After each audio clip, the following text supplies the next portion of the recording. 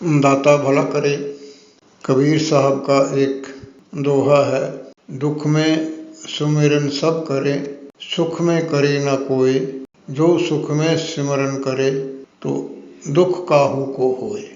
अक्सर देखने में ये आया है कि जो हर प्रकार से संपन्न है, सुखी है, धन दौलत वाला है, अच्छे परिवार वाला है, अच्छे कारोबार वाला है, वो अक्सर किसी संत सतगुरु मंदिर मस्जिद गुरुद्वारे में नहीं जाता है।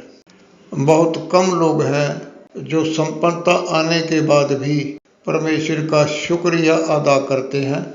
शुक्र करने के लिए मंदिर मस्जिद गुरुद्वारा इस स्थान पे जाके नतमस्तक होते हैं। जीव को दुख तो आते हैं, ये कर्मों का खेल है।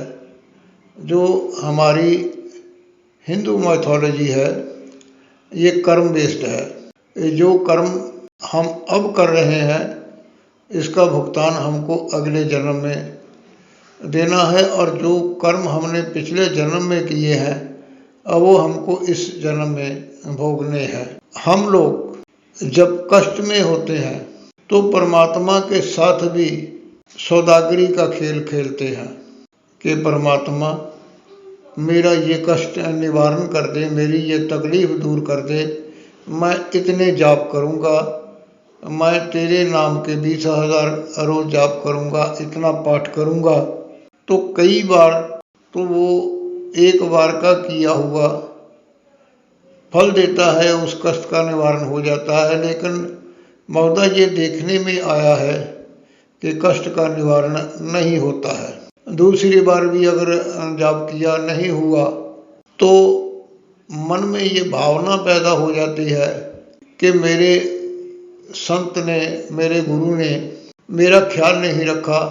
और कुछ लोग यहाँ तक भी कह देते हैं कि मेरा संत जो है ना वो पूरा नहीं है, मेरा गुरु पूरा नहीं है, मेरा पड़ोसी जो है वो किसी और संप्रदाय को मानता है, वो किसी और धर्म को मानता है, उसके ऊपर भी मेरी तरह तकलीफ आई थी तो वो अपने गुरु महाराज के पास गया तो गुरु महाराज ने उसका कष्ट निवारण कर दिया, तो मैं भी उसके पास जाऊं। ये मन में शंका आ जाती है और फिर कहते हैं कि ये संत सतगुरु पूरा नहीं है। जैसा मैंने इस ऑडियो का टाइटल दिया है कि संत सतगुरु कभी अधूरा नहीं होता, अब वो पूरा है। साधक का जो विश्वास है, साधक की जो श्रद्धा है उसमें कमी आती है। ज़रूरत तो साधक को या हमको हमारे सांसारिक पदार्थों की पूर्ति की होती है, लेकिन हम लोग ये दिखावा करते हैं कि हम लोग बहुत भगत बन गए हैं, बहुत आराधना करते हैं, बहुत साधना करते हैं, तो फिर भी हमें कष्ट आ रहे हैं। इसका कारण ये नहीं सोचते कि पिछले जन्म के किए हुए कर्म तो हमको भोगने ही पड़ेंगे, चाहे हम कितनी भी तपस्या करें, कितनी ही साधना करें, कितना ही पुण्य करें, कितना ही दान करें, क्योंकि ये सब तो अगले जन्म के लिए हमारी पूंजी है। यहाँ ये बात फिर सोचने वाली है कि हमारा समर्पण कितना है।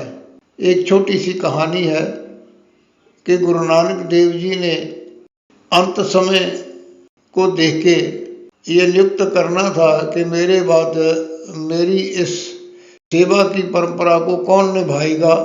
तो कहते हैं कि धानक रूप बनाया, हाथ में पत्थर उठाए, लाठियां उठाई, जो पीछे आ रहे थे किसी को लाठी मारी, किसी को पत्थर मारे, कुछ आधे पीछे रह गए, कुछ और आ गए। तो अपनी झोली से गुरु नानक देव जी ने अशरफियाँ फेंकनी शुरू की और कुछ अशरफियाँ उठा के तो अपने अपने घरों को चले गए।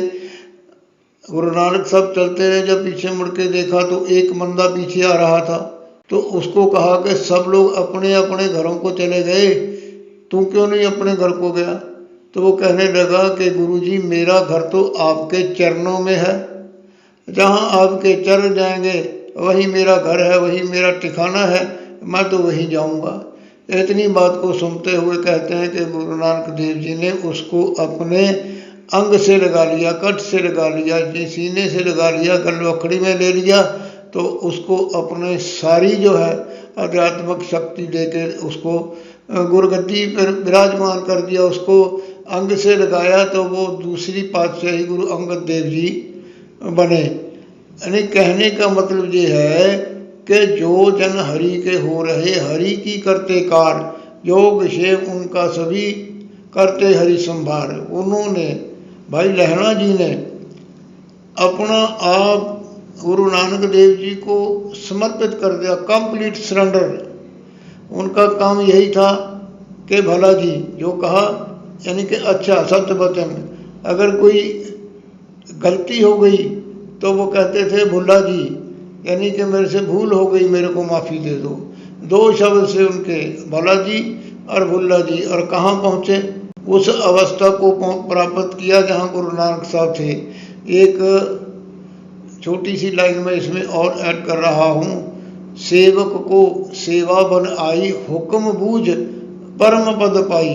सेवा की, सेवा से आगे बढ़ते गए, हुक्म मानते गए, यानी कि भाणे को मानना कि जो हो रहा है सब गुरु की कृपा से हो रहा है, सब परमेश्वर की कृपा से हो रहा है। लेकिन ये जो साधारण जीव है, ये जो साधारण साधक है, ये डोल जाता है, ये गुरु के दोष देता है, ये नहीं देखता कि मेरी श्रद्धा में कमी है, मेरे विश्वास में कमी है। तो याद रखिए, संत सतगुरु कभी अधूरा नहीं होता है, अधूरा होता है तो साधक होता है।